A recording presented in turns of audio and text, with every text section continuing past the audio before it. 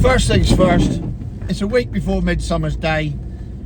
It's cold, it's wet, and I'm wearing a coat and jeans and trainers. It's all wrong, don't like it. Climate change, my arse. That's not what this video is about. But nevertheless, it feeds in rather nicely.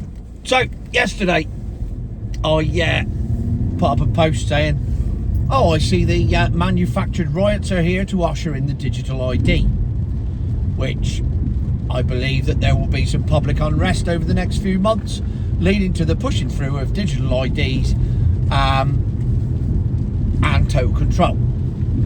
And naturally, the same people, weirdly, the same people that drive EVs and criticise me for having views on EVs that are different to theirs, went, well, what's wrong with digital IDs? What's wrong with it? I think it's a good thing. Well, how can that possibly be a bad thing? Because, of course, they don't see the world through my eyes. I, however, do. And they're bionic eyes now, let's not forget that. Since I had my cataracts done, I've got bionic eyes. So I see the world through even better eyes now.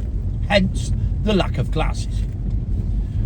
And here is the issue with digital IDs. And I'll try and cover most of these subjects that come up when we're talking about this. First one, Tony Blair's in favour of it.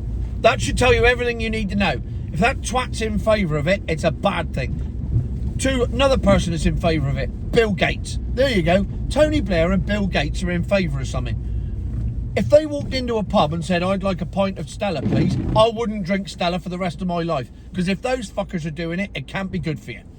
That's item number one on the agenda out of the way. Item number two, digital IDs will make us safer. How? We, the great British public, born here, live here, die here, whatever, already have IDs. We got driving licenses, we got passports. If you want to have an ID card, we could have an ID card, but not a digital one. And here's the crucial difference, because the digital one is just the ushering in of the Chinese social credit scheme. That's all it is. And if you think I'm mental for saying that, do your research, do your own work. Find me a digital ID where they don't expand what it's linked to. If it's a digital ID on your phone that just says, my name's Tone, I was born then, no issues. But it won't be. It'll be a digital ID that's linked to your driving licence. It's linked to your passport. And sooner or later, it'll be linked to your bank accounts. And then it'll be, I see you want to buy a car today.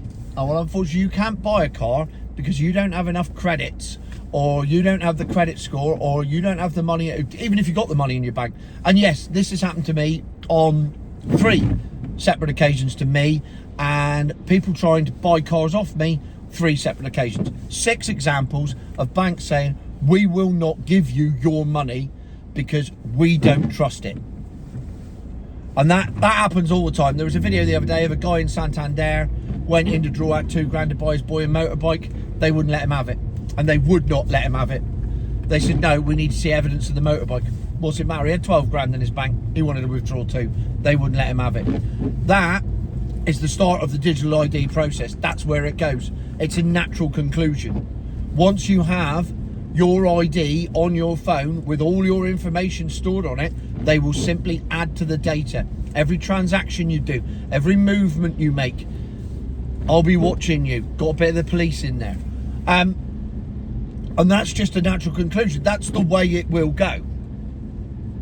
So that is not good. Oh, wait, yeah, but if you don't do anything wrong, no, that's not the point. That's not the point. Freedom has been hard fought and hard won. And I am not about to sign it away to Tony fucking Blair so that he can have full access to my entire life. On my phone, my life is on my phone anyway. If you want access to my life, it's all there. And it's freely available. And I don't care about that WhatsApp advert where they say we can't read your messages. That's bollocks. They can. I can prove that. That's a video for another day. So everything. Your phone is listening to you 24 hours a day. This is going up on YouTube. So there's already all the information you need. If you want to find out about me, you can find out everything you need to know. Just go on social media. It's all there. I don't hide it. But access to my bank account so you can freeze them, and access to travel documents, and then it'll be, oh, I see you've already flown 3 times this year, Tone. Oh no, you can't fly again. Well, I'm only flying to London. Oh no, you're gonna have to get the coach. Sorry, life's too short to get a fucking coach. But the big one, and this is the big one, digital IDs will make it safer for Britons with illegal immigrants. Because they will all have to have digital IDs. That is the biggest steaming pile of crap you will ever hear come out of a politician's mouth. And if anyone ever says that to you, here's your answer, and I will spell it out for you. These people arrive on their dinghies with no ID. They are then going to be given new ID when they get to Britain. And if they get given digital ID, it will still be a new ID because they have no ID. So let's play this out. I'll make this as simple as I fucking can. I am an illegal immigrant from a random African / Eastern European country. I make my way up to Calais through 7 safe countries. I pay me 1,500 quid to the, I was going to say to the British government, but it's actually, you do actually have to pay one of the people smugglers who are sponsored by. You pay your 1,500 quid, you get given your state-sponsored life jacket, you get escorted to the boat by the French authorities, escorted out into the channel by the French authorities, handed over to the British authorities in international water, escorted on land. During that process, you lob everything you own overboard so that you arrive with nothing. And the minute you step foot on British soil, you can assume a brand new identity. Now let's assume I've come from a random African country or a random Eastern European country because I'm a serial rapist. My name is and I'm a serial rapist, and I've just got out of prison, and therefore I'm not really welcome in my country, so I'm going to go somewhere else. So I arrive into Britain, I get given a digital ID, which apparently is going to make it safer for everyone, except I call myself Bernard Chumley Warner, because you don't want to call yourself because he's a serial rapist. So you call yourself Bernard Chumley Warner. And there it is. There's your digital ID. It can't be disputed. That's your name. That's who you are. That's your identity. There it is. The digital ID with your name on it.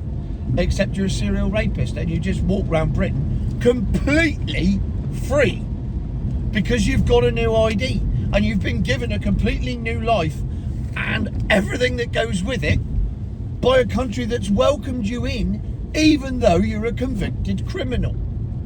Because there are no criminal records. There are no records of who these people are, and there are no way of knowing who they are. So you could be anybody, and that is the exact point. So any time a politician says to you that digital IDs will make you safer, they fucking won't.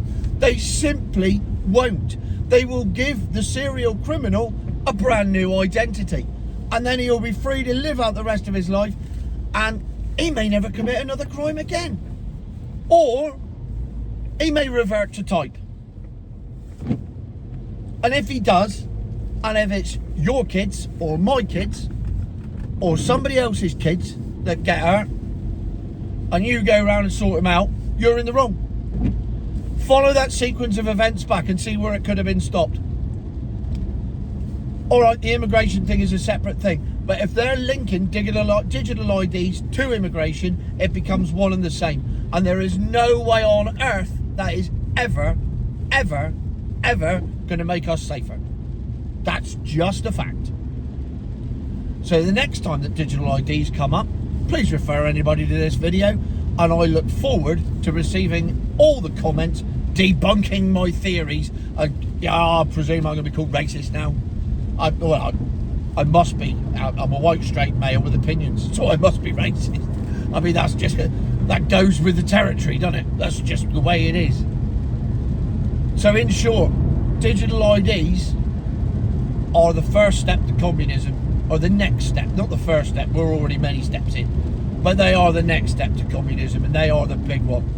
And all of a sudden, we live in a total surveillance society where your ID goes everywhere with you, everybody knows where you are, what you're doing, when you're doing it, how you're doing it.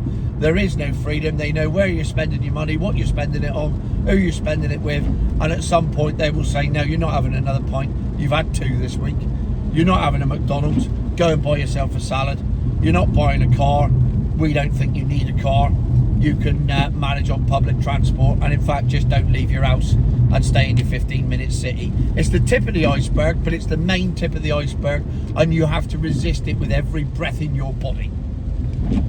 Future my arse.